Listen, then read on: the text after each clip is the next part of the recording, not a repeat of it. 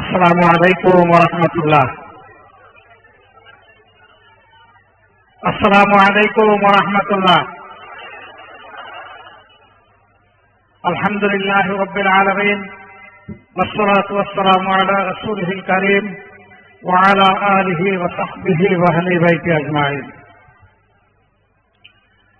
আন্দোলনরত আন্দোলনের বিভাগীয় পর্যায়ের সমাবেশের শেষ সমাবেশ শাহজালাল শাহপুরান হযরত সহ তাদের সঙ্গে 360 আউলিয়ার পূর্ণ স্মৃতি বিজড়িত এই সিলেটের ঐতিহাসিক আলিয়া মাদ্রাসায় অনুষ্ঠিত হচ্ছে।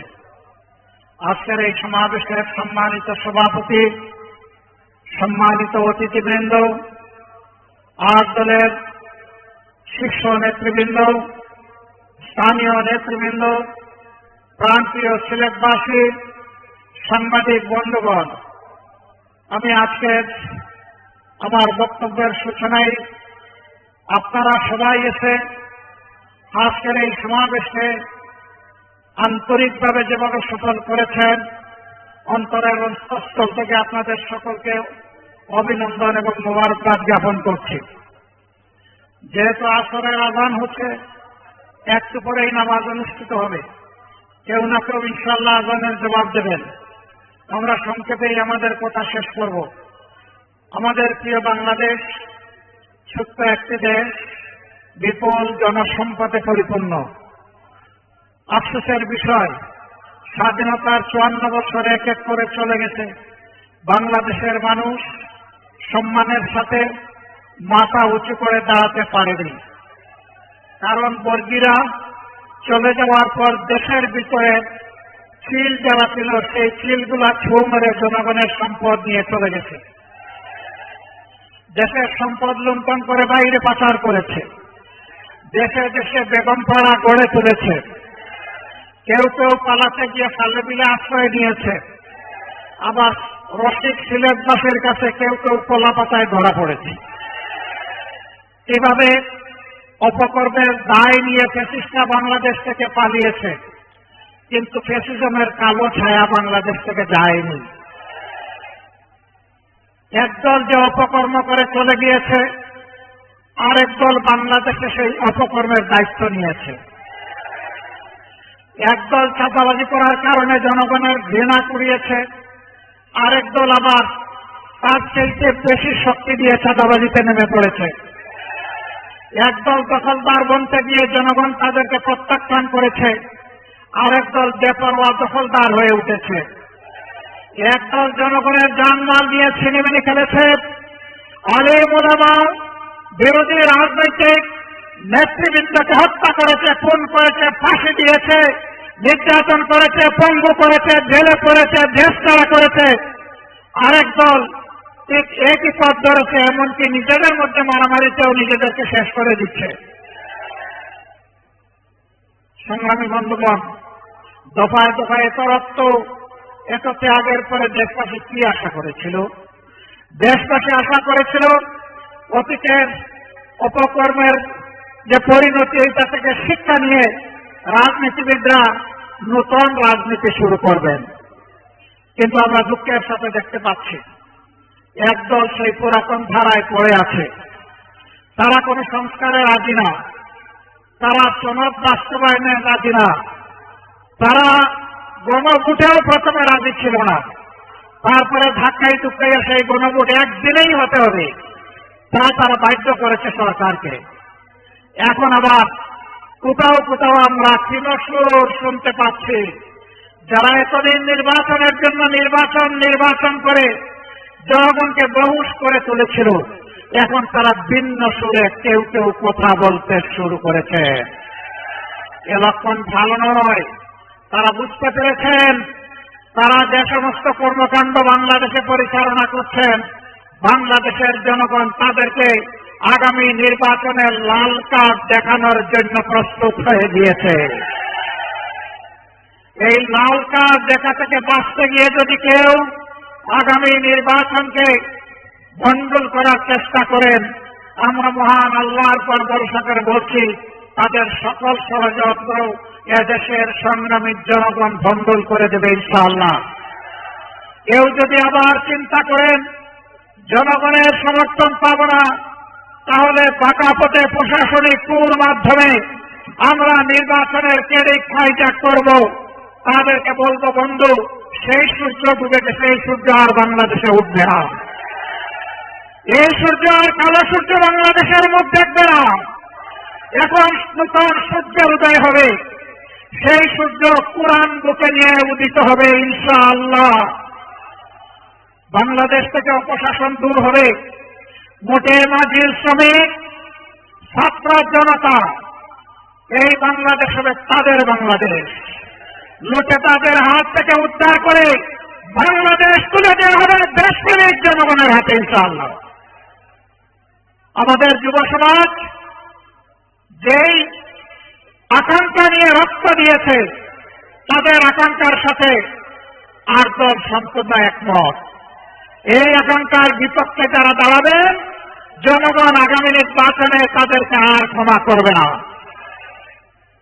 আমি অত্যন্ত বিনয়ের সাথে বলতে চাই, আজকে দেশপ্রেমিক সকল ইসলামী দল এবং আরো কিছু দেশপ্রেমিক দল মিলে 8 দলীয় আমাদের কর্মকাণ্ড পরিচালিত হচ্ছে।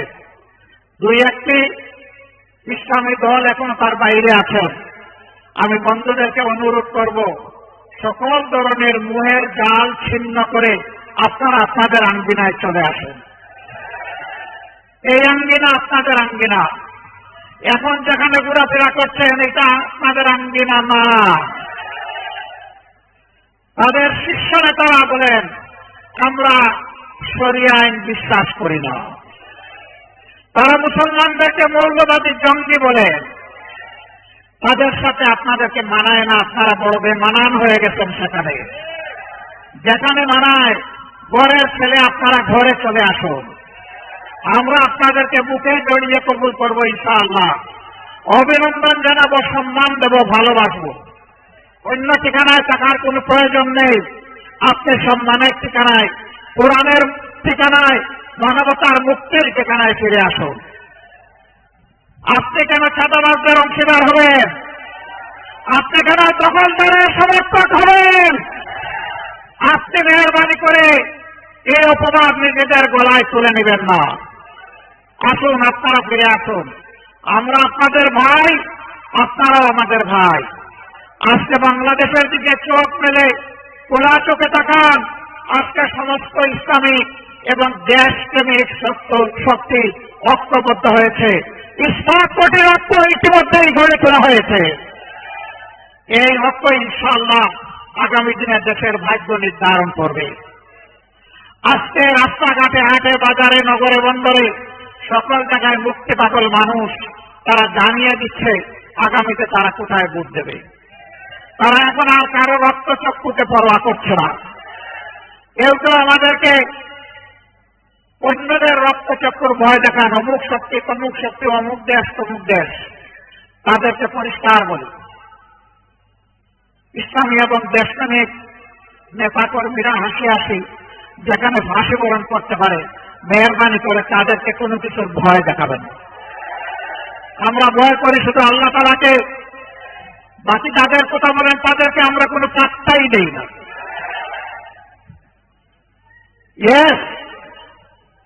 বিশ্বের সকল শান্তিকামী সভ্য দেশকে আমরা সম্মান জানাই, কিন্তু কেউ যেন আমাদের উপরে কোনো দাদাগিরি করতে না আসে। আমরা আর কারো দাদাগিরি দেখতেও চাই না, বরদাস্ত করতেও রাজি নই। বাংলাদেশ চলবে আল্লাহ তাআলার নির্দেশ মোতাবেক, এই দেশের জনগণের পছন্দে। এর বাইরে কারো পছন্দ অপছন্দের কথা আমরা শুনতে চাই না। যারা অন্যদের তল্পিবাহক হবেন তাদেরকে বলবো, আগে যারা তাবেদারি করেছে তাদের থেকে মেহরবানি করে একটু শিক্ষা গ্রহণ করুন। যারা গিয়ে তাদের পেটে আশ্রয় নিয়েছে, এটা অখাদ্য। এরা এখন গিলতেও পারছে না, ফেলতেও পারছে। এই পর্যায়ে এসে গেছে। আপনারা যাবেন কোথায়? আপনারা এই দেশে থাকেন। এই দেশে থাকেন, এই দেশের মানুষের তাদের যে আকাঙ্ক্ষা সেটাকে উপলব্ধি করার চেষ্টা করেন। চাঁদাবাজি যারা করেন তারা চাঁদাবাজি বন্ধ করুন। দখল বাণিজ্য যারা করছেন দখল বাণিজ্য বন্ধ করুন।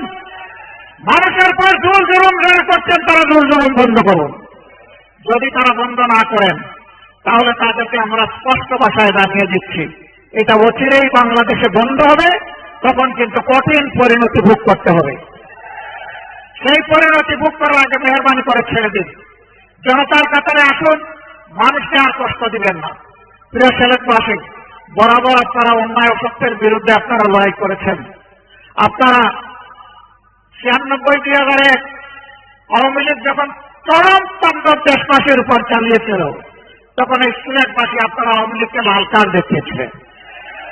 আওয়ামী লীগ সাথে প্রকাশ্যে বিবৃতি দিয়ে শাহজালাল বিশ্ববিদ্যালয়ের ঘটনায় জনগণের কাছে ক্ষমা চাইতে বাধ্য করেছিল।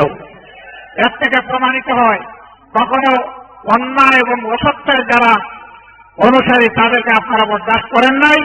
আমাদের ভরসা আগামীতে ইনশাআল্লাহ আপনারা করবেন না। আপনারা ন্যায়ের পক্ষে, জন আকাঙ্ক্ষার পক্ষে, আল্লাহর কোরআনের পক্ষে আপনাদের অবস্থান হবে সুদৃঢ়। আমরা সেই সুদৃঢ় অবস্থান কামনা করে এবং আমাদের আজকে এখানে যে সমাবেশ শেষ হচ্ছে, এই শেষ জায়গা থেকে বিজয়ের স্লোগান শুরু হোক, সেই আহ্বান জানিয়ে আপনাদের কাছ থেকে বিদায় নিচ্ছি। আপাতত আসসালামু আলাইকুম ওয়া রাহমাতুল্লাহ। নাসরুম মিনাল্লাহি ওয়া ফাতহুন করিব ওয়া বাশশিরিল মুমিনিন। আসসালামু আলাইকুম ওয়া রাহমাতুল্লাহ।